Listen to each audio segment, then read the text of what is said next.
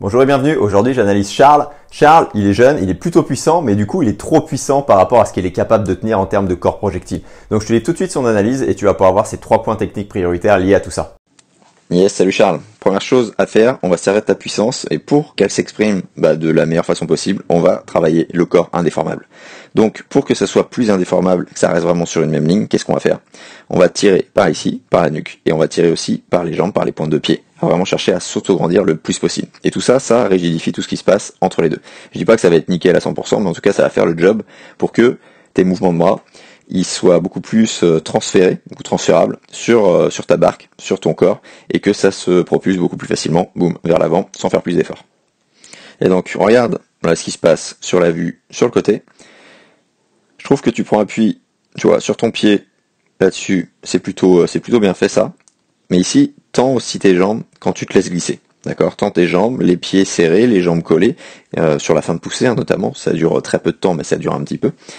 Comme sur les glissés, c'est exactement la même logique, donc refais-le bien sans la tension sur les glissés, fais-le sur les fins de longueur comme on l'a fait là, tu vois, à partir du T où on se laissait glisser sur les fins de longueur, sur les fins de 25, 50, peu importe la distance que tu as à faire, ça peut être à chaque fois, ou ça peut être en fin de série, c'est comme tu le sens, mais vraiment avec ce focus là, jambes serrées et pieds pointe, ça permet que l'eau elle s'écoule beaucoup mieux et surtout que tu maintiennes beaucoup plus facilement l'horizontalité de ton corps. Le deuxième point, il va être sur l'entrée du bras. L'entrée du bras beaucoup mieux contrôlée, notamment ici, parce que là, sur le bras droit, tu vois, tu fais des bulles à chaque fois.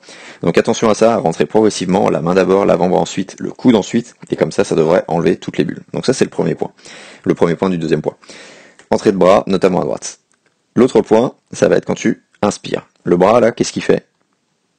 Boum, tu vois, là tu commences à te propulser, t'as fini d'inspirer, tu te remets sur le côté, mais tu vois, t'as perdu toute cette partie-là, toute cette partie devant, parce que t'as laissé tomber le bras, et il s'est affaissé directement.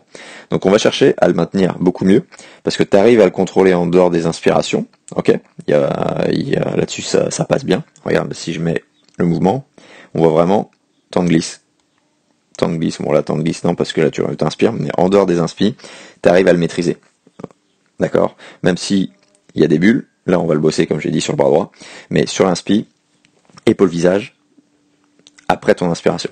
D'accord, faut vraiment que tu sentes ce contact-là, parce que là, ça va te permettre du coup d'avoir beaucoup plus de propulsion derrière, de renvoyer beaucoup plus facilement. Et l'autre point sur l'inspi, c'est regarde ce qui se passe quand tu inspires, tu vois, tu as le bras là, tu te déformes aussi. Boum, encore plus, bon peut-être pas autant que sur la ligne verte, mais tu vois l'idée, et parce que le bras, tu vois, il part ici. Donc, on va rester placé longtemps, tu vois, là ta tête, elle se dégage, t'as pas fini ta poussée, là t'es déjà le visage en dehors de l'eau, on a le temps, on finit de pousser jusqu'au bout, avant l'inspiration, d'accord, on reste placé, et en faisant épaule à l'oreille avant d'inspirer, avec la tête placée plus longtemps, ça va te permettre de tout de suite aller beaucoup plus facilement vers l'avant, et donc de moins partir un peu en vrille sur l'inspiration, et de perdre beaucoup moins de vitesse du coup. Et le dernier point, le troisième point, il va être sur la propulsion. D'accord, sur ton point fort, du coup, de pousser vraiment vers l'arrière. Tu vois, là, c'est parti par ici, ça veut dire que tu finis de pousser par là. Et l'idée, c'est vraiment de bloquer le bras à un moment donné, pour que la dernière extension se fasse bien dans l'eau, et que les remous, ils partent vers les pieds, pour que tu avances action-réaction vers l'avant. Donc forcément, là, j'ai pris un mouvement où tu respirais, donc c'est encore plus prononcé, parce que ton roulis est plus prononcé.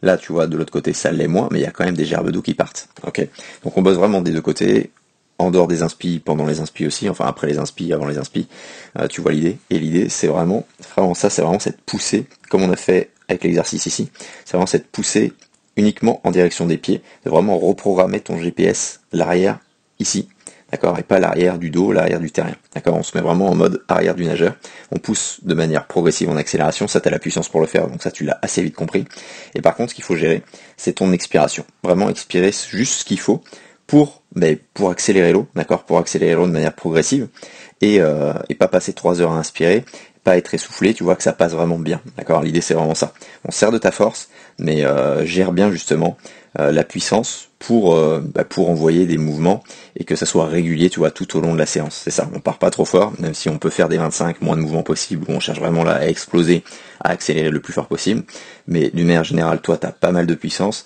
donc gère bien ton truc sur la séance entière, essaye d'être régulier en fait, tout simplement en termes de coups de bras, en termes de chrono, tu regardes ce que tu veux, et ça permet d'avoir un bon repère là-dessus.